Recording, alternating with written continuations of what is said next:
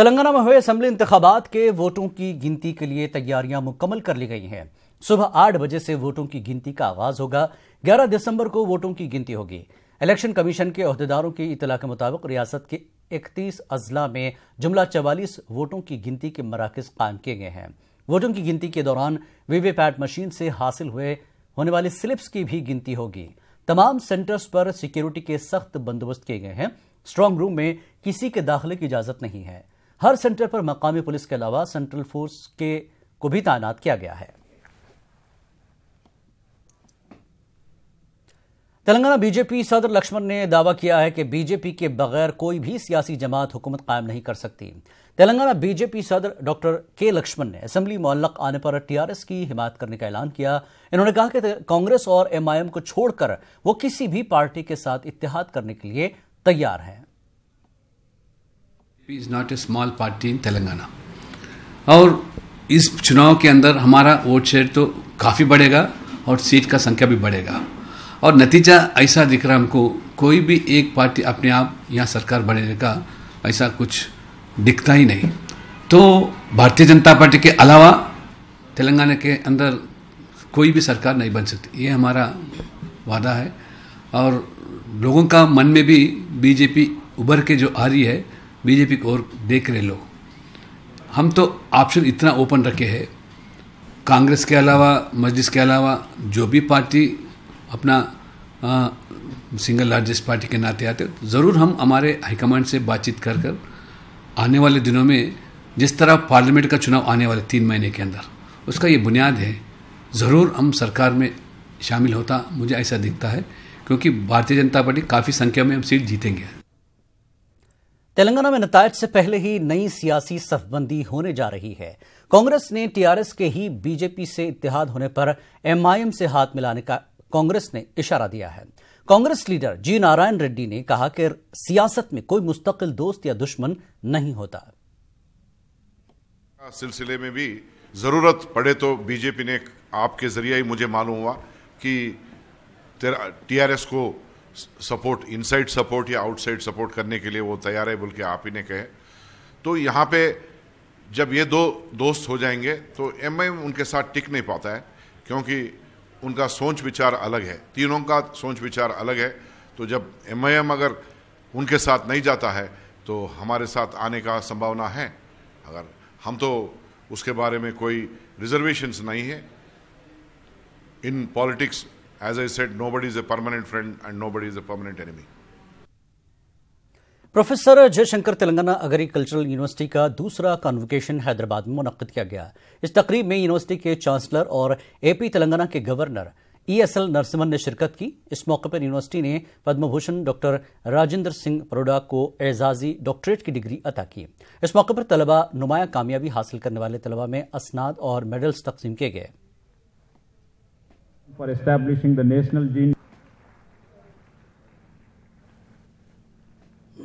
You got to really plan your cropping pattern.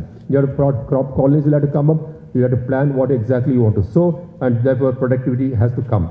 Use of technology.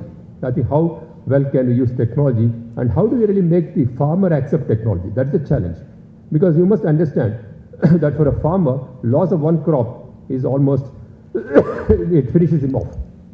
So he cannot afford it. So how really do we give him that area of comfort? We run pilot projects to sort of give him that comfort to start with, and thereafter increase it in a much bigger way. Then comes, when you say value added, how exactly does you add value to his crop, to his production? Value added production. When we took at irrigation, how exactly do we help him? How do we advise him on irrigation? Having the right type of irrigation, power supply, how do we really ask him to move into solar power in a very big way? Because there's so much of solar power available in this country. How do we really encourage him to go and move into solar power, which will mean it will help us environmental security also. We don't have to sort of keep getting only thermal power or hydel power all the time. So please be relevant in society. Your whole thing comes from societal relevance. You are not living in an isolation. You are not living in a forest. You are living in a society which comprises of a huge component of population. So if you have to make yourself societally relevant, you really have to contribute to people, their health and the well-being of your fellow human beings. It is, you must learn to be more human. That is very necessary. Empathy is more necessary. Sympathy is more necessary. If you have empathy and sympathy, sampati will come automatically. You don't have to worry about that. That is most important. So please bear these two words in your mind, empathy and sympathy, and just don't look at only money. Money will flow automatically, because Saraswati can never be converted into Lakshmi, nor Lakshmi into Saraswati. That is not possible.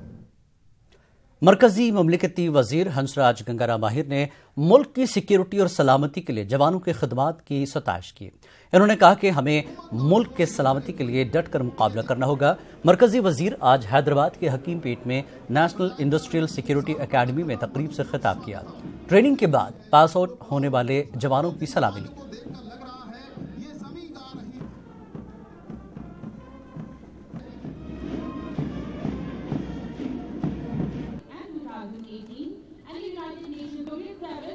हमारे देश का वसुदैव कुटुंबकम का जो हम संदेश दुनिया को देते हैं, हमने दुनिया को अपना भाई माना है, परिवार माना है। इसके बावजूद भी जो देश ने दुनिया को शांति दी है, सुरक्षा के रूप में कई जगह अपनी मदद भी पहुंचाई है, इसी देश में हम पर बाहरी ताकतें भी बुरी नज़र रखते हैं। गृह मंत्रालय से हमारे सुरक्षा बलों की नियुक्ति की गई है, स्थापना की गई है। ये हमारे अंतर्गत सुरक्षा के लिए भी है और सीमा सुरक्षा के लिए भी है। हम कई ऐसे मामले हैं, ऐसी बातें सामने आती हैं जहां पर हमें मुकाबला डट के करने की नौबत आ रही है।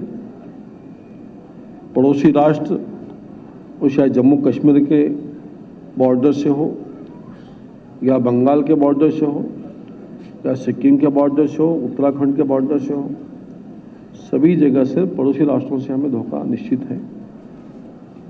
ऐसे समय में मैंने यहाँ जब देखा कि हमारे जो जवान अभी यहाँ पर जो रिक्रूटमेंट हुई है, जो हमारे युवक यहाँ पर युवा जिन्होंने शामिल हुए हैं, जिसमें हमारे देश की बेटियां भी हैं, काफ़ी अच्छे पढ़े लिखे हैं,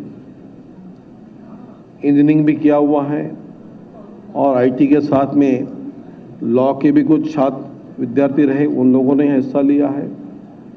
सब मैनेजमेंट से लेकर हर चीज़ में अच्छे क्वालिफाइड लड़कों लड़कियों ने हिस्सा लिया है। आने वाले भविष्य में हमें इसकी ज़रूरत भी थी।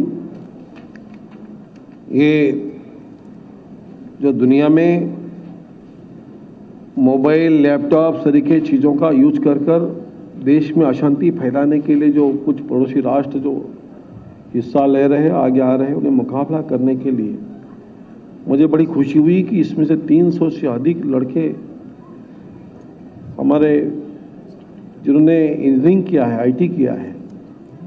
और बड़े विश्वास के साथ में मैं कहता हूँ, गृह मंत्रालय से हम चीज़ों की राह देखते हैं, प्रतीक्षा करते हैं कि जिस तरह से साइबर क्राइम बढ़ता जा रहा है, इसमें इतने क्वालिफाइड लड़कों का इस सीआईएसएफ में भर्ती होना, जवानों का, ये देश के लिए बहुत अच्छी बात है।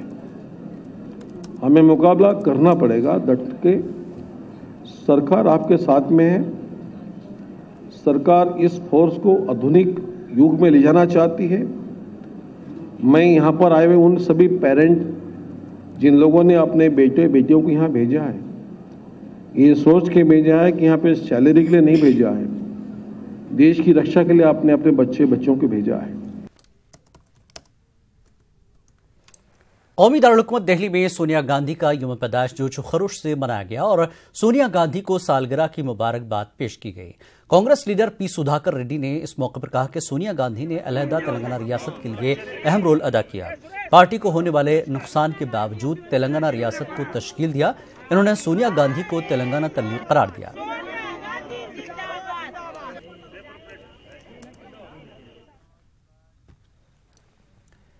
तेलंगाना कांग्रेस दफ्तर गांधी भवन में यूपीए चेयरपर्सन सोनिया गांधी का जन्मदिन पार्टी कारकुनों और लीडरों ने जोश खरोश से मनाया। तेलंगाना कांग्रेस सदर उत्तम कुमार रेड्डी, वी हनुमंत राव और दीगर लीडरों ने जन्मदिन का केक काटा और सोनिया गांधी को जन्मदिन की मुबारकबाद पेश की। उत्तम कुमार रेड्डी ने सोनिया गांधी की सताइश की।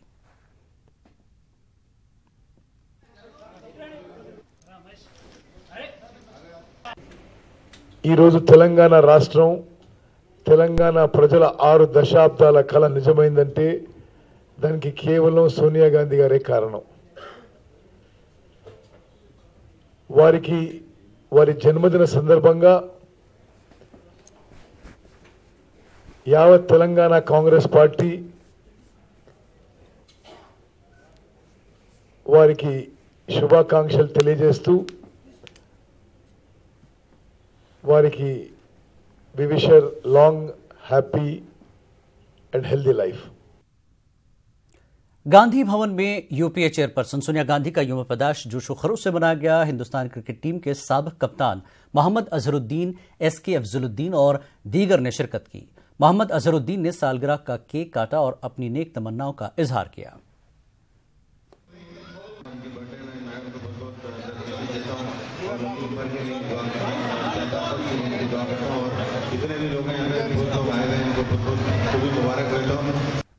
वरंगल जिला कांग्रेस दफ्तर में भी पी लक्ष्मैया की क़यादत में यूपीए चेयरपर्सन सोनिया गांधी का जन्मदिन कांग्रेस कारकुनों ने जोशो खरूश से मनाया. पार्टी कारकुनों ने केक काटा और सोनिया गांधी को जन्मदिन की मुबारकबाद पेश की और साथ ही सोनिया गांधी की लंबी उम्र और सेहतयाबी के लिए नेक तमन्नाओं का इजहार किया और उनकी खिदमत की सताइश की. तेलंगाना में अजीम इत्तेहाद की हुकूमत कायम होने वाली है. करीमनगर के कांग्रेस सीनियर लीडर पूनम प्रभाकर ने प्रेस कॉन्फ्रेंस के दौरान ये बात कही. उन्होंने कहा कि टीआरएस 100 सीटों की उम्मीद लगाए बैठी है. बहुत जल्द टीआरएस का पर्दाफाश होने वाला है. टीआरएस और एमआईएम का इत्तेहाद मफाद परस्त है. पूनम प्रभाकर ने कहा कि टीआरएस बीजेपी की बी टीम है. ఇప్పటికీ కేటీఆర్ 100 సీట్లు వస్తున్నాయంటే అయితే వాళ్ళకి పిచ్చన్న లేవాలి, లేదా మా పార్టీకి ఉన్న సమాచారంగా భయపడుతున్నట్టుగా ఈవీఎం మిషన్లన్నా మేనేజ్ చేయాలి. ఈ రెండు కాకపోతే ఆ పక్క సున్నా ఎగిరిపోయి సీట్లు వచ్చేటువంటి పరిస్థితి ఇలా రాష్ట్రంలో వాళ్ళకు ఉంది. ప్రజలు ఎందుకు ఓట్లేస్తారు? ఒక డబుల్ బెడ్రూమ్ ఇయ్యలే, ఒక 3 ఎకరాల జాగి ఇయ్యలే, ఒక ఉద్యోగాలు రాలే, రైతాంగానికి ₹1,00,000 రుణమాఫీ తృప్తి లేదు, మండలానికి 30 పడకల ఆసుపత్రి లేదు, నియోజకవర్గానికి 1,00,000 ఎకరాల సాగునీరు లేదు. ఇన్ని కార్యక్రమాల వైఫల్యం అయితే అవి చెప్పుకోలేక వాళ్ళు ఈ మహాకూటమి ప్రజాకూటమి గురించి మాట్లాడుకుంటూ పోయినటువంటి పరిస్థితి. అంత ధైర్యం ఉందా? ఎంఐఎం వాళ్ళు టీఆర్ఎస్ కండు వేసుకొని తిరగగలిగినరా? అది అనైతిక ఒప్పందం, అవసరరీత్యా కలిగినటువంటి ఒప్పందం. ఏ అనైతికంగా కండు వేసుకొని తిరగని ఎంఐఎం తోటి కండు వేసుకొని తిరగలేకపోయినరో ఇగో బీజేపీ తోటి కూడా అటువంటి ఒప్పందమే ఉంది. అందుకే కండు వేసుకొని తిరగలే. కానీ వాళ్ళిద్దరికి పొత్తున్నది. बीजेपी केसना टीआरएस केसना ఒకటే ఓట అని అన్నాం మేము. हैदराबाद के एक निजी अस्पताल में दिल के मर्ज से परेशान हाल एक नौजवान को नई जिंदगी दी गई. नलगुंडा जिले से ताल्लुक रखने वाला लिंगास्वामी नामी नौजवान गुज़श्ता 5 साल से दिल के मर्ज में मुब्तला था. हैदराबाद के एक निजी अस्पताल के डॉक्टर्स ने कामयाब हार्ट ट्रांसप्लांट किया और 16 डॉक्टर्स पर मुश्तमिल इस टीम ने 3.5 घंटों की कामयाब कोशिश के जरिए हार्ट ट्रांसप्लांट किया, वो भी आरोग्यश्री के जरिए. आरोग्यश्री में मरीज को एक पैसा भी खर्च करने की जरूरत नहीं होती.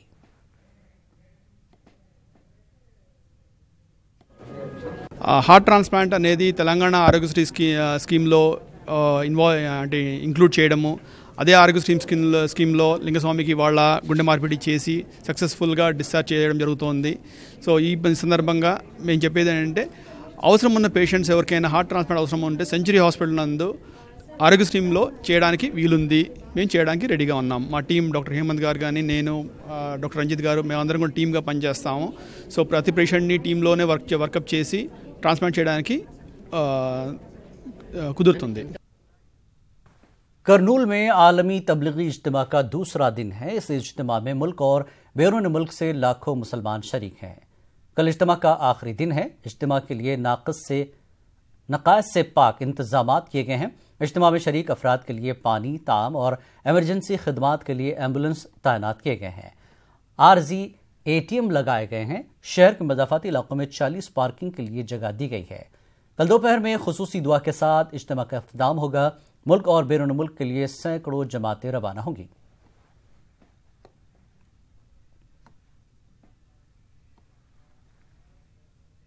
मुल्क में बीजेपी को रोकने के लिए 10 दिसंबर को दिल्ली में मुखालिफ बीजेपी पार्टियों के कौमी लीडरों की मुलाकात होगी. मुल्क बचाओ जमहूरियत आइन बचाओ के नारे के तहत चंद्रबाबू नायडू ने हम ख्याल कौमी लीडरों को मुत्तहिद करने का ऐलान किया है, जिसके तहत साबिक में कई लीडरों से मुलाकात की है. चंद्रबाबू नायडू ने मुख्तलिफ कौमी लीडरों से फोन पर राब्ता किया और आने वाले लोकसभा इंतखाबात में एनडीए को शिकस्त देने के इम्कानात पर तबादला ख्याल किया है। चंद्रबाबू नायडू ने 10 दिसंबर को कौमी दारुल-हुकूमत दिल्ली में मुखालिफ बीजेपी लीडरों को ताम पर मदऊ किया है। चंद्रबाबू नायडू ने साबिक वज़ीर आज़म Deve Gowda, NC leader Farooq Abdullah, TMC सरबराह ममता बनर्जी, लोकतांत्रिक जनता दल के सदर शरद यादव शामिल हैं। इस इजलास में मुस्तकबिल के एजेंडे को तय किया जाएगा। पार्लियामेंट के सरमाई इजलास से कबल चंद्रबाबू नायडू के इजलास को अहम माना जा रहा है। तेलुगु देशम पार्टी तेलुगु रियासतों के लिए दीगर रियासतों में भी इंतखाबात में हिस्सा लेने का ऐलान किया है। तेलुगु देशम सरबराह चंद्रबाबू नायडू ने आइंदा साल ओडिशा में होने वाले असेंबली इंतखाबात के साथ साथ लोकसभा इंतखाबात में हिस्सा लेने का फैसला किया है। तेलुगु देशम पार्टी के ओडिशा इंचार्ज राजेश पत्रा ने बताया कि तेलुगु देशम पार्टी ओडिशा के 52 असेंबली हलकों के साथ साथ 5 लोकसभा सीटों पर भी अपने उम्मीदवारों को इंतखाबी मैदान में उतारेगी। वाज़ेह के ओडिशा के जुनूबी इलाकों में तेलुगु बोलने वाले अफराद हैं और पार्टी का मौक़िफ़ मुस्तहकम है। इससे पार्टी को फायदा होगा। चंद्रबाबू नायडू जल्द उम्मीदवारों का ऐलान करेंगे। तवील अरसे से ज़ेर इल्तवा मसाइल के हल का मुतालबा करते हुए पंचायत राज इंजीनियर्स ने बड़े पैमाने पर एहतजाज किया। एहतजाजी इंजीनियर्स ने विजयवाड़ा में रैली निकाली। बाद में यह रैली एक जलसेगाह में तब्दील हो गई। एहतजाजी इंजीनियर्स ने महकमे पंचायत राज से किए वादों को पूरा करने की हुकूमत से मांग की।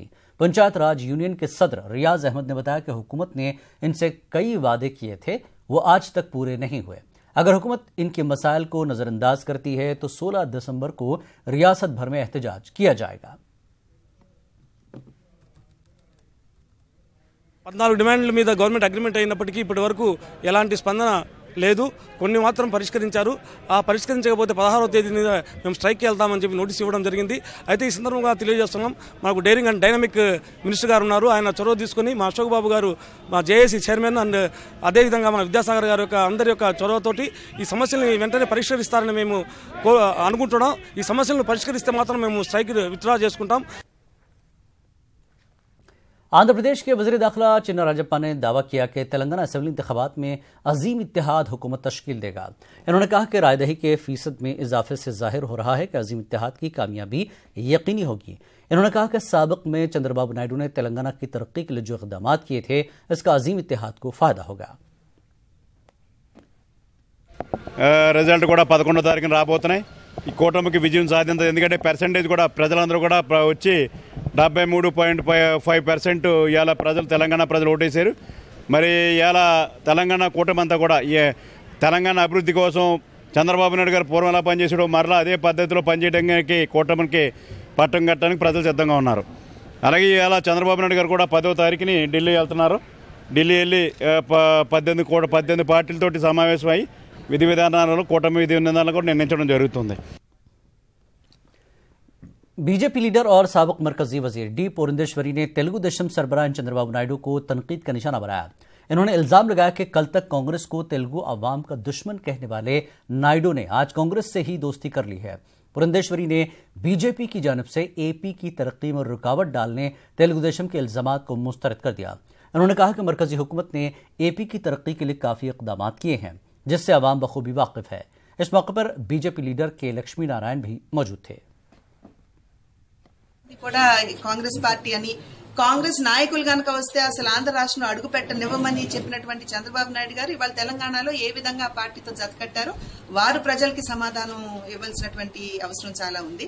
ఇవాళ నిజంగా కేంద్ర ప్రభుత్వం నిధులు గనక ఇవ్వకపోయినట్లయితే పోలవరం పనులు అక్కడ ఉన్నటువంటి గుత్తేదారు ఎవరైతే ఉందో వాటిని ఆపేసేటువంటి పరిస్థితి ఉంటుంది. అయినా కూడా ఇవాళ పనులు జరుగుతున్నాయంటే కేవలం కేంద్ర ప్రభుత్వం ఇస్తున్నటువంటి సహాయం వల్లనే ఇవాళ అక్కడ పని జరుగుతుందనేటువంటి విషయాన్ని ప్రజలందరూ కూడా గమనించాలి. కనుక ఎక్కడా కూడా ఆంధ్ర రాష్ట్రానికి అన్యాయం చేయాలి అనేటువంటి ఆలోచన కేంద్ర ప్రభుత్వానికి లేదు, చెయ్యదు కూడాను. ఆంధ్ర రాష్ట్రం మీద ప్రత్యేకమైనటువంటి దృష్టి సారించినటువంటి విషయాన్ని ప్రజలందరూ గుర్తించాలి.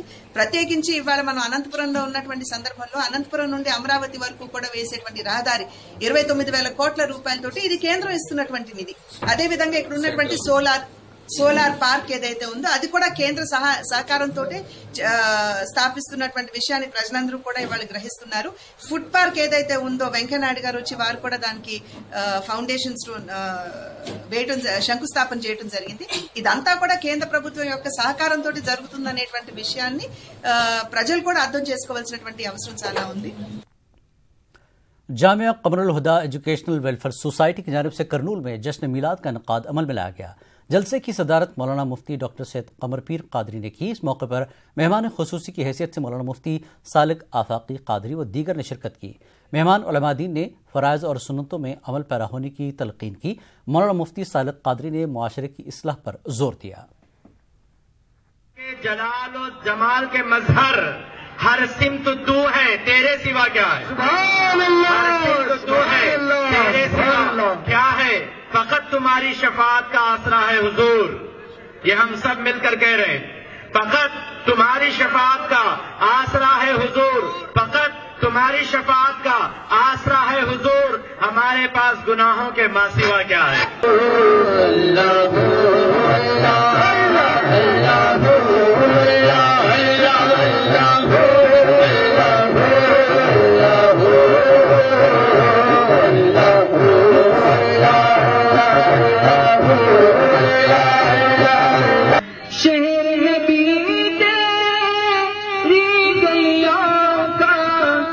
शाही कुछ ऐसा है,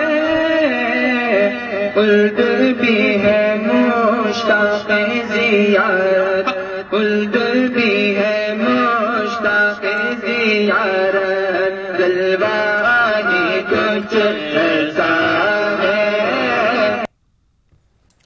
असातिज़ा की खाली असामियों की भर्ती का मुतालबा करते हुए फैप्टो की जानिब से करनूल कलेक्ट्रेट पर धरना दिया गया। इस एहतजाज में जिला भर के असातिज़ा ने शिरकत की। एहतजाजी असातिज़ा ने सर्विस रोल GO नंबर 73 और 74 पर अमल आवरी का मुतालबा किया। एहतजाजी टीचर्स का कहना है कि हुकूमत की खाली असामियों को पुर करने में टाल मटोल की पॉलिसी अपना रही है। हमारा डिमांड यह है कि जितने भी प्रमोशन खाली है स्टेट वाइड पूरा, उस प्रमोशन को कैटेगरी 3 से कैटेगरी 3 में जितने भी टीचर हो, चाहे वो एचजीटी हो या पंडित हो, सभी लोगों को उनको क्वालिफिकेशंस के बेस करके प्रमोशन देना चाहिए। तो इसके खिलाफ अगर सरकार कुछ जीवो इश्यू किए तो हम इस आंदोलन को और भी बढ़ाने वाले हैं। सर्विस रूल्स जीवो नंबर 73, 74 इम्प्लीमेंट करना चाहिए। तेलुगु देशम लीडर सोमी शेट्टी ने जगन मोहन रेड्डी और पवन कल्याण से तेलंगाना में इंतखाबात लड़ने पर सवाल उठाया और ये इल्जाम आयद किया और कहा कि ये दोनों नरेंद्र मोदी के खिलाफ मुंह नहीं खोल रहे हैं ताकि अपनी दौलत और शोहरत को बरकरार रख सकें। सोमी ने कहा कि तेलंगाना में पीपुल्स फ्रंट को कामयाबी हासिल होगी।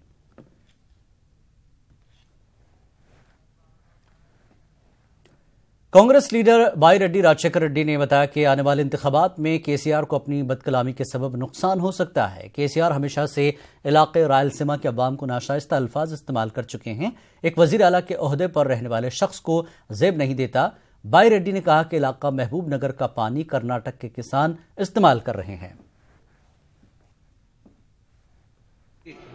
केसीआर साहब चीफ मिनिस्टर ये इलेक्शन कैंपेन में आके महबूब नगर आए तो वो रायलसीमा वाले को, कर्नूल जिले वाले को और स्पेशली बाईरेड्डी राजशेखर रेड्डी को बहुत गालियां देके चले जा रहा।